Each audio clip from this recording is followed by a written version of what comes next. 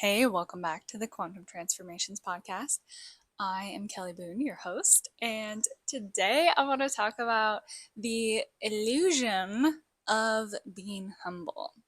Okay, before we get into that, make sure that you like and subscribe if you enjoy this type of content and want to support the longevity of this this podcast.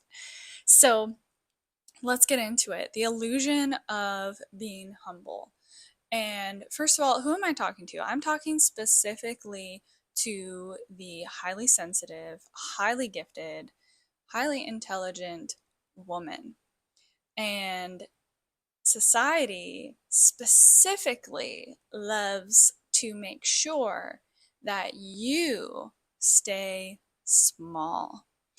And the illusion of being humble is a smallness. Just breathe here in this for a moment.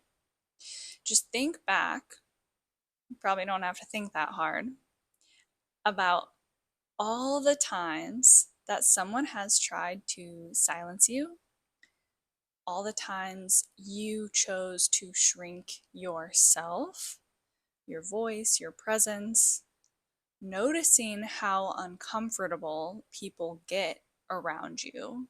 Just you existing makes them uncomfortable. Your presence in a room, notice how the room shifts around you. So if you're just existing and people are already uncomfortable, what do you think happens when we receive this spell, an idea of being humble? And then we shrink and compress and contract who and how we really are, making ourselves so small. I remember literally trying to just be invisible. Like, literally, I would be thinking to myself, okay, how can I go into this space and be invisible? Because to me, all the energy that I was feeling, it just felt so heavy and so negative. I couldn't stand it. I couldn't stand it. So I was just shrinking myself. This behavior and this pattern is a form of self-rejection, self-abandonment. And it's a survival adaptation. I'm trying to socially survive. I feel in so much fear and pain about all of this weight put forth on me to be a certain type of way that I'm going to protect myself by doing it to myself first. So then this becomes a whole program running on automation where people don't even have to effort to humble you because you're already shrinking yourself on their behalf.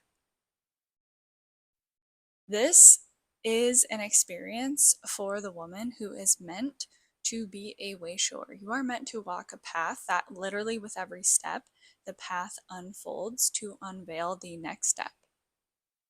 That is your life path. And that freaks people out because they don't like the unknown. They don't like what you carry. They can feel the expansiveness of your field. They can feel the medicine that you carry, and it intimidates them.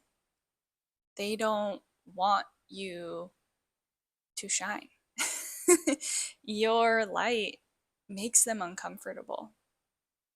And when we are how we are, which is loving, inclusive, kind, truly very soft, like, come rub my belly, you know what I mean? Like, that's how we really are when we are feeling safety and feeling connection.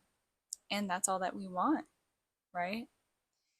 So when we're willing to contort and formulate and shapeshift ourselves and who we are to try to fit and please these other people, we're just doing it out of safety because we really just want love and connection. And the thing is, People who are going to try to control and manipulate us and try to make us small are never going to be the people that are going to want to love and connect with us for who we really are. And what is love and connection if it's not rooted in authenticity? So the whole idea of trying to connect with anyone who can't truly love and value and appreciate all that you truly are and uplift you and amplify you, there's literally like no point in existing in a field or a shared space with anybody who's going to treat you that way. So, what is the antidote to this spell of humbleness? How can we stop shrinking ourselves? I just love this so much because it's like laughable. It's so funny. The spell to humbleness is audacity.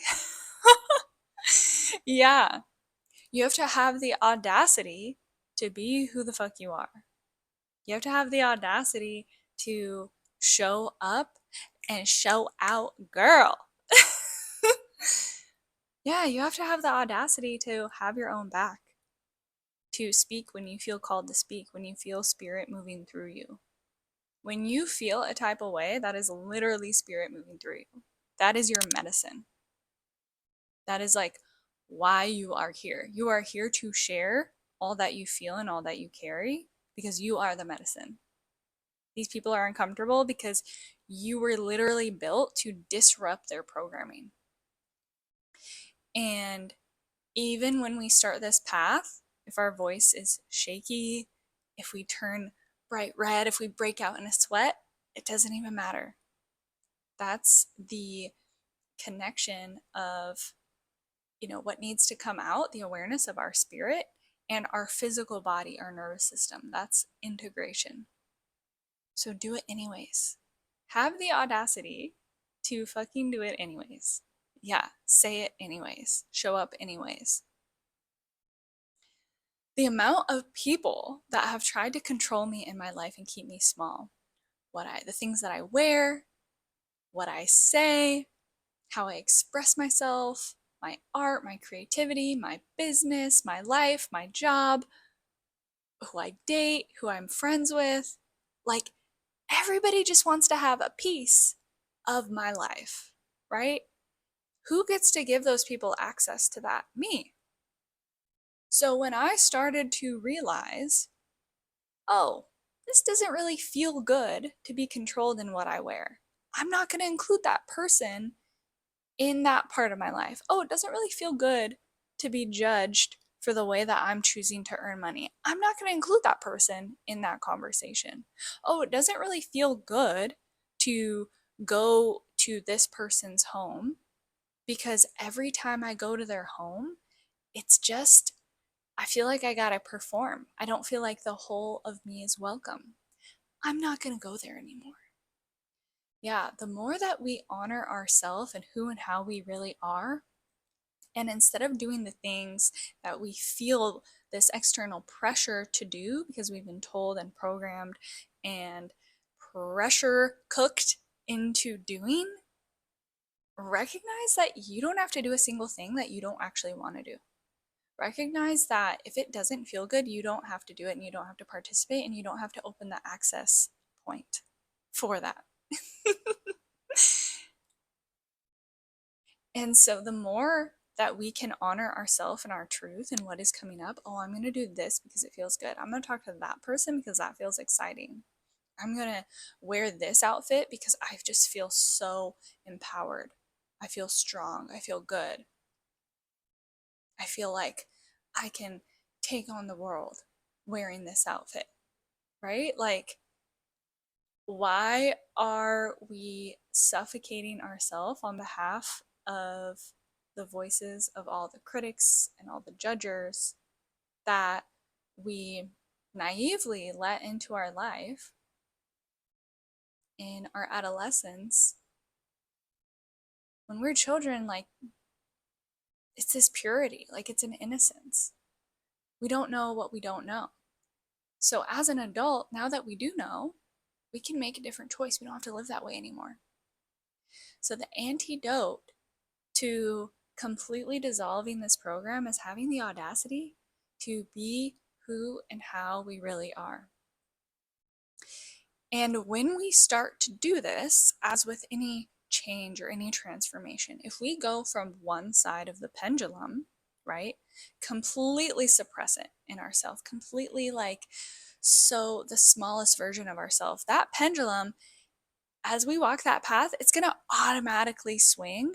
This is law. It's going to swing. So be prepared for it to swing to the other side, which is the side of audacity. Audacity is antidote. Now, we don't want to live there. When we are walking in this middle path, which is what I teach on and what I focus on, we don't need to be loud about who and how we really are. This is another illusion. So we'll go from one illusion to the other. Having the audacity to be ourselves doesn't look a specific way. It looks like how and who we really are. Okay? So just think about it for a moment. You remember like back in the days when we went to public school and there would be kids that would be like super loud and they seemed to get all the attention because they were super loud. And you're like, they're literally not that great. Like what's going on here? It's an illusion. It's an energy siphoning. So be careful about being somebody's food, being the prey, and going to the other side of the pendulum and being the predator. Be careful and have an awareness of where you are on this swing. And it's okay, it's going to swing over there. Like you literally have to have that opposite experience. Like you have to have it. Like your soul needs it. It's a soul food to be there, but it is going to be a poison if we stay there. Just like being over here is a poison when we stay there, because it's not who and how we really are. Neither side of those, being too quiet, being too loud. So what is our true authentic voice? Maybe it's louder, maybe it's softer. Whatever we truly are, whoever we truly are, how we truly are, have the audacity to truly be yourself, exactly as you are.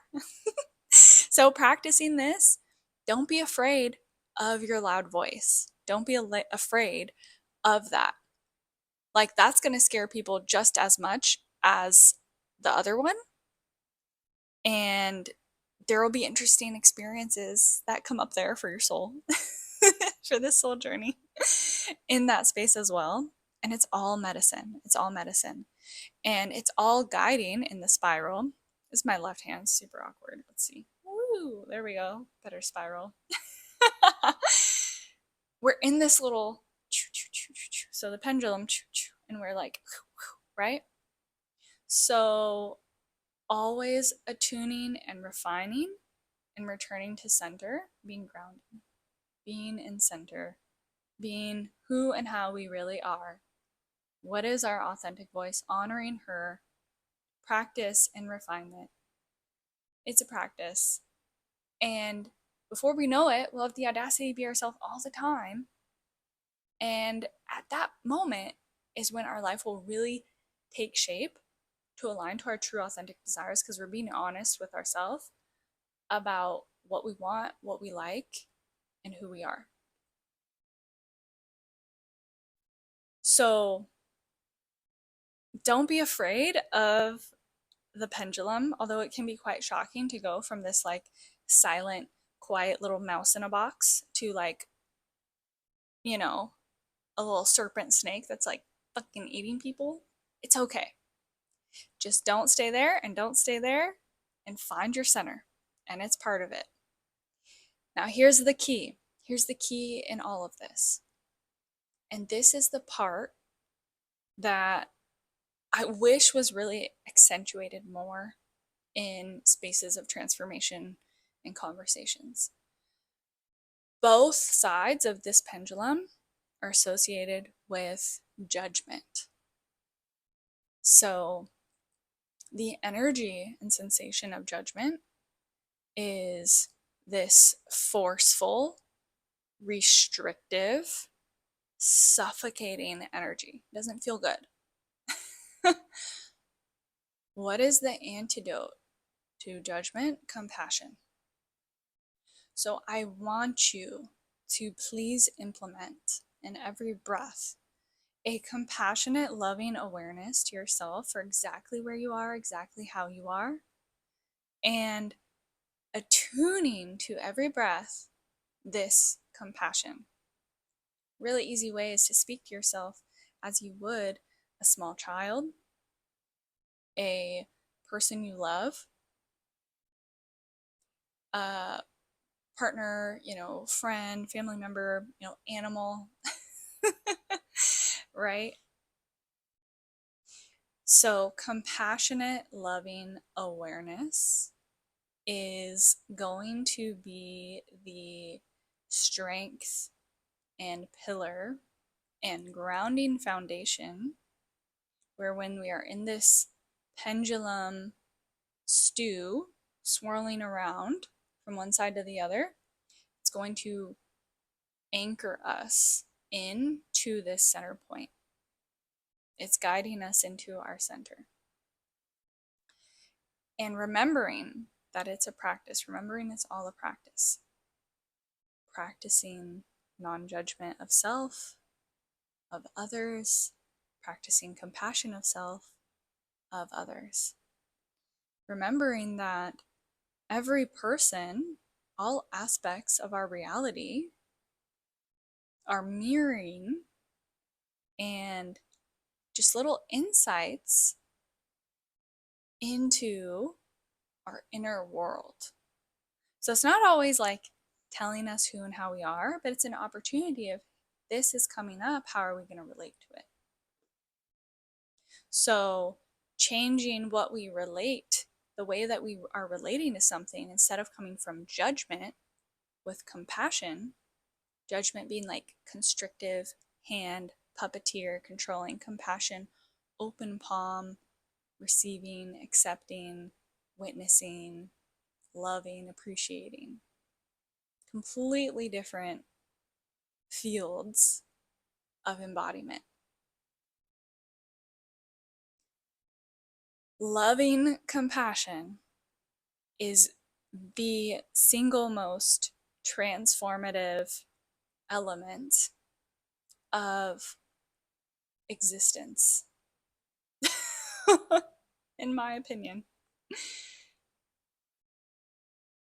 I learned so many modalities, so many little tricks, so many little subconscious reprogramming, biohacks, all these things. And yet I wasn't implementing loving, compassionate self-awareness. I was implementing force, like I was, running a marathon that I was like, I gotta get there, right? And it's like, we're just so passionate about just getting out of where we're at and going to where we're going. We're like literally embodying this survival adaptation. Just literally having this dynamic of fight or flight with it. I don't know if you can hear right now, but my little doggy sleeping next to me having some little puppy dreams.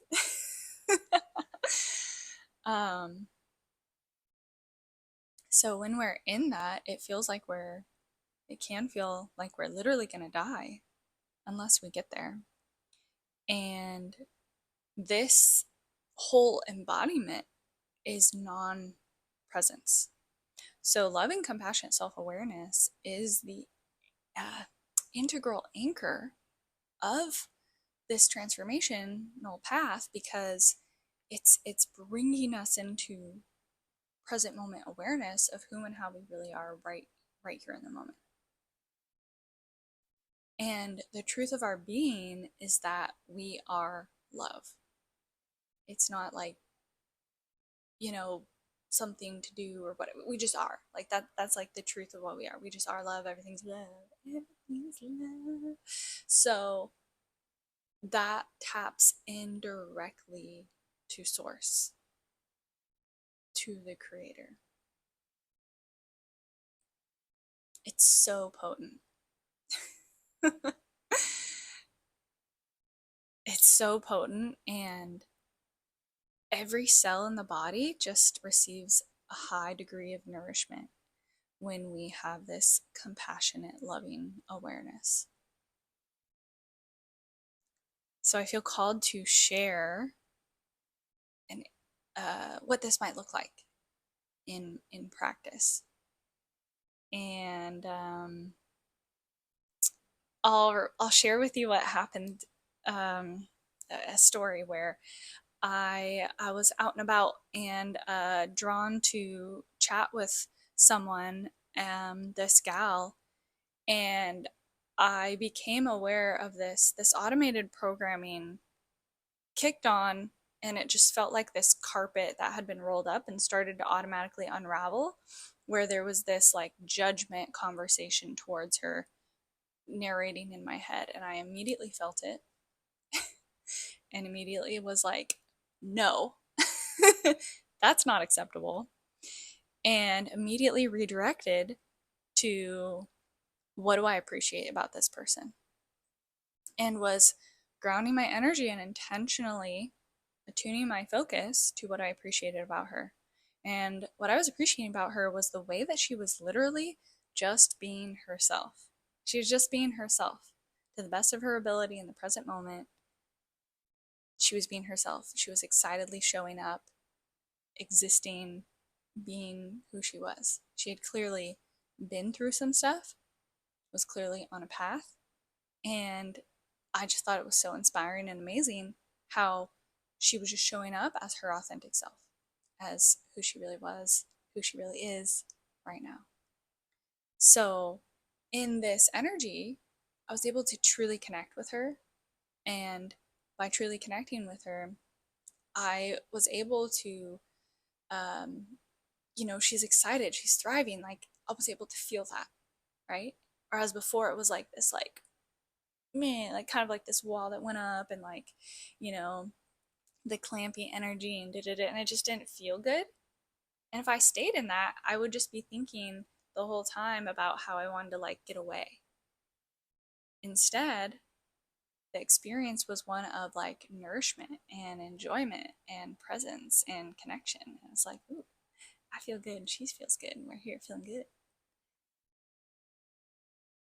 So the practice of noticing what's going on in our mind and our thoughts, and having an intentional focus to direct them into a more pleasing experience. And it's called a practice for a reason, not a perfection. You don't have to perfect this. Through practice, maybe one day you will, and that's amazing. But it's just about practice. That's all. So I feel complete on this transmission, and I love to hear from you. If anything in this episode resonated, please share it with me in the comments. You're also welcome to just send me a direct message. And if you have not yet joined our village is a space for us women so that we can gather and truly attune ourselves to genuine nourishment of what true village life and experience is as a collective. Returning to self so we can truly connect with others. It's going to be so beautiful. I'll drop the link below. And thank you so much for tuning in. And if you have thought about someone that this episode might resonate with, share it with her. Share it with her so she can be supported in this as well. Okay, much love, y'all. Have a blessed day.